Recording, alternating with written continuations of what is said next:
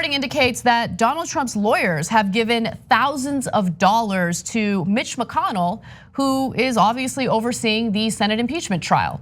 Now, it seems as though there might be a conflict of interest there, but we live in a country where this type of bribery is legal. And so you end up with senators who don't serve the best interests of the country.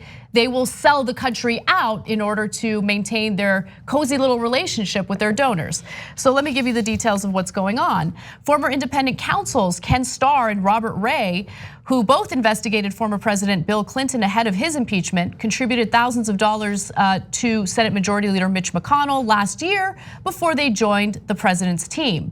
So Starr actually gave him $2,800 in July of last year, and Ray gave him $5,600 in September of last year.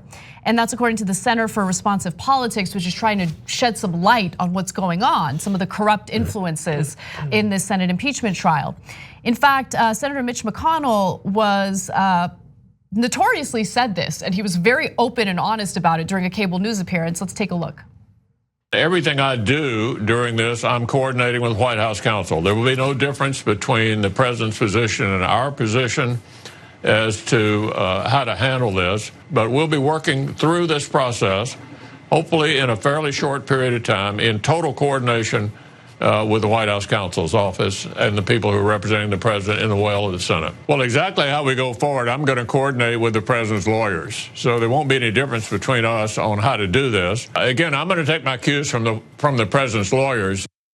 I'm going to take my cues from the president's lawyers, because the president's lawyers have donated to my campaign and got to look out for their best interests. So I'll go ahead and sell the country out. This is our democracy. Yeah, and it should, I mean, various things that were just cited should be illegal, at the very least are incredibly unethical, to which there's no consequences whatsoever. And like with each passing day, I keep thinking back to all of the people, like in my personal life, on the news, that like go on and on about this amazing document, the Constitution, this amazing system that was set up. And like obviously there are some significant historical issues with that were baked in the Constitution. But in so many ways, almost everything that up until recently did work was resting purely on, well, people aren't gonna be 100% corrupt criminals, right? Because if they are, there are no checks and balances on anything. You can do whatever you want. I mean, like again, as we've made so many comparisons between the impeachment trial and a regular trial, but nothing that he said there would be allowed. The fact that they can make literal donations right before the trial, and that honestly, although that's the easiest to pinpoint with actual numbers, it's clearly should be illegal.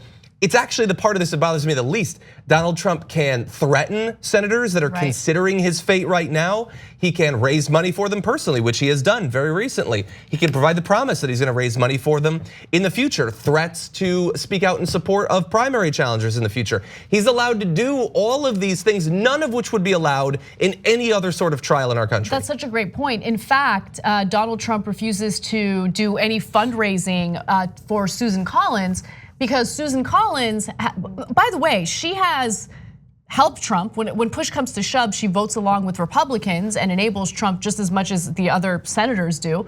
However, the only difference is she will sometimes say that she's a little bothered by how Trump is acting or how the Senate impeachment trial is being conducted.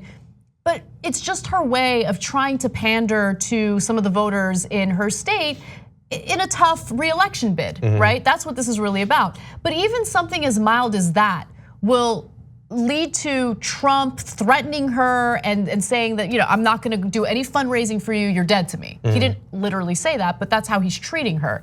Now, that's what you get when you try to play these like games and you do this balancing act. How about have some principles and just do the right thing? Because trying to pander to Trump is not working, clearly.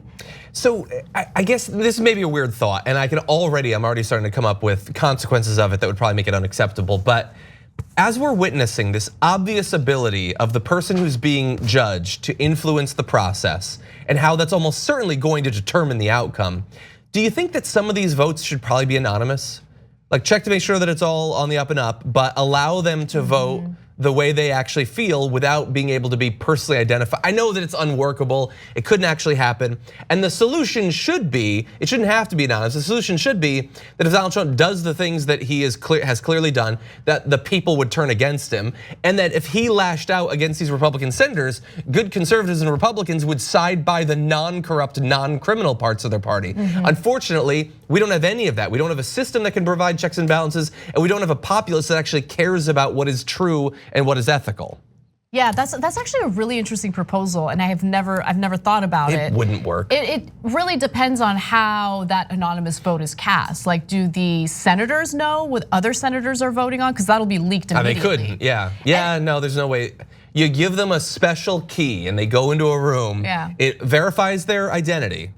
This is stupid. And it's a little bit of a slippery slope as well, because I don't want that to then be used for congressional votes on things that, you know. I know. Like let's say spending bills or NDAA thing, you know, that kind of stuff. So, all right, well, we need better people is what we need basically. Yeah, we need to apply political pressure and elect better representatives, that's for sure. Thanks for watching the Young Turks, really appreciate it. Another way to show support is through YouTube memberships. You'll get to interact with us more. There's live chat emojis, badges. You've got emojis of me, Anna, John, JR. So those are super fun. But you also get playback of our exclusive member-only shows and specials right after they air. So all of that, all you gotta do is click that join button right underneath the video. Thank you.